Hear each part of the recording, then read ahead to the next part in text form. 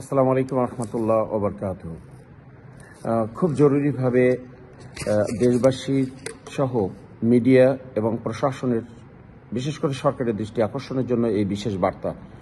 আমরা দেখতে পাচ্ছি গত 18 তারিখ থেকে আজ পর্যন্ত ঘটে যাওয়া দাওয়াতের মেহনতে টঙ্গী বিশ্ব ইজতেমাকে কেন্দ্র করে হেফাজতের পক্ষ থেকে, হেফাজতের যারা সমর্থক তারা বিভিন্ন স্থানে নিজামুদ্দিন অনুসারী, মাওলানা সাদ সাহেবের অনুসারীদের উপরে গত 3 দিনে 500-এর উপরে সিরিজ হামলা চালাইছে সারা দেশে। এবং তারা গত শুক্রবারে জুম্মার নামাজের আগে তারা প্রকাশ্যে রাজধানীতে ঘোষণা দেয় যে এরকম সাতপন্থীদের মসজিদে উঠে দেওয়া হবে না। তার ফলশ্রুতিতে তারা বিভিন্ন মসজিদে বাংলাদেশের এবং মাদ্রাসাতে আক্রমণ করতেছে এবং মসজিদে নামাজরত অবস্থায়, কোরআন পড়া অবস্থায় বিভিন্ন নিরীহ সাতপন্থীদের উপর আক্রমণ করে তাদেরকে মারধর এবং নির্যাতন করতেছে। এবং পাশাপাশি আমরা এটা দেখতে পাচ্ছি যে হসপিটালগুলোতে যেন এইগুলোর পরে চিকিৎসা নিতে না পারে, সেই ক্ষেত্রে হসপিটালের যারা ডক্টর আছেন কর্তব্যরত এবং যারা প্রধান হিসেবে আছেন হসপিটালে, তাদেরকে উৎসাহ দিচ্ছেন এবং তাদেরকে এইভাবে বলতেছেন যে তোমরা ঘোষণা দাও যে সাতপন্থীদেরকে কোনো ট্রিটমেন্ট দেওয়া হবে না।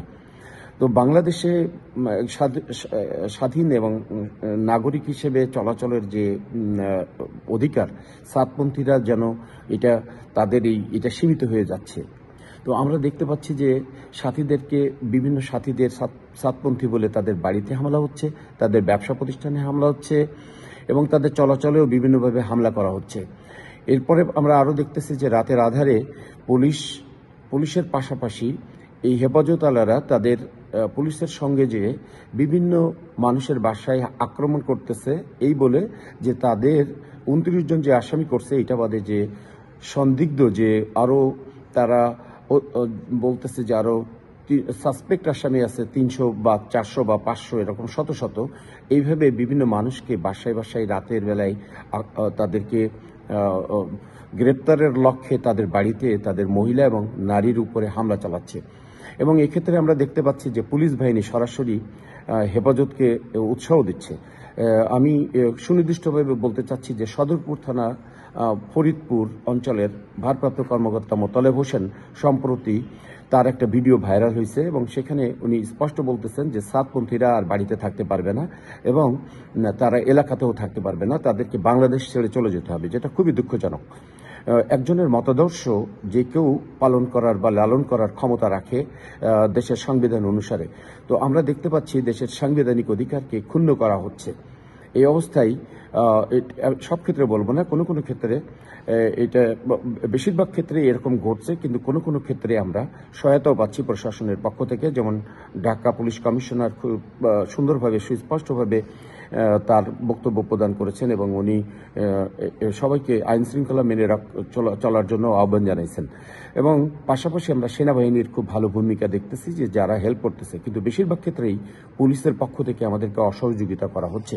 তো এই বিষয়ে আমি ব্যক্তিগতভাবে নিউ ইয়র্ক থেকে আমার এই ভিডিও বার্তা প্রকাশ করতেছি যে আমি সহ আমরা amnesty international USA, universal declaration of human rights, UN Charter, Human Rights Council, Human Rights Watch, Global Rights, European Center of Minority Issues, International Federation of Human Rights, Commonwealth Human Rights Initiative, United Nations Human Rights Council সহ একাধিক মানবাধিকার সংস্থার কাছে আমরা লিখিতভাবে আবেদন করছি এবং এ বিষয়ে তাদের দৃষ্টি এবং এ বিষয়ে দ্রুত তদন্ত করে বাংলাদেশ সরকারের কাছে এ বিষয়ে আমরা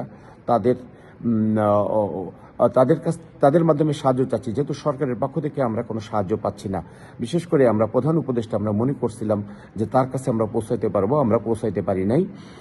আমরা জানি যে মাননীয় প্রধান উপদেষ্টা এবং সেনা প্রধান ওনারাই শুধু আন্তরিক। এই সরকারের মধ্যে ধর্ম উপদেষ্টা এবং স্বরাষ্ট্র উপদেষ্টা সরাসরি হেফাজতের হয়ে কাজ করতেছে এবং তারা আমাদেরকে সম্পূর্ণভাবে আমাদের পুরো এই দাওয়াতের কার্যক্রম সহ ধ্বংসসহ এবং সাধারণ জীবনযাত্রায় সাধারণ মানুষদের জীবনযাত্রা যেন ব্যাহত হয়, নষ্ট হয়, সামাজিকভাবে যেন তারা হেয় হয়, তাদেরকে প্রতি পদে পদে বাধার সৃষ্টি করে, এভাবে তাদেরকে উস্কে দেওয়া হচ্ছে।